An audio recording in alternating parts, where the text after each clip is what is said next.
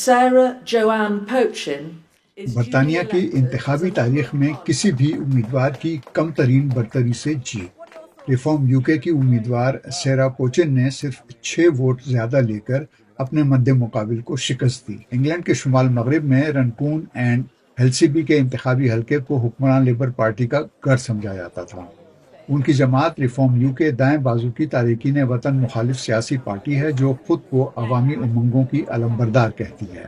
جمعے کو الاسوا نتائج کے اعلان کے موقع پر پارٹی سربراہ نائجل فراج نے اس کامیابی کو برطانوی سیاست میں ایک اہم موڑ قرار دیا۔ انگلش چینل پار کر کے آنے والے 750 جوان افراد یہاں رہائش پذیر ہیں جن کا خرچہ اس حلقے کے محنت کشوں کے ٹیکس سے پورا کیا جاتا ہے، جو بہت سے لوگوں کے لیے تشویش کی بات ہے۔ ڈوور یہاں سے کافی دور ہوگا، مگر ان انتخابات پر اس کا اثر بہت گہرا ہے۔ نائجل فراج نے بریگزٹ یعنی برطانیہ کو یورپی یونین سے نکلوانے میں مرکزی کردار ادا کیا تھا۔ ریفارم یوکے صاف کہتی ہے کہ وہ یورپ اور برطانیہ کے بیچ واقع انگلش چینل یعنی بحری راستے سے آنے والے غیر قانونی تارکین وطن کی کشتیاں روک دیں گی۔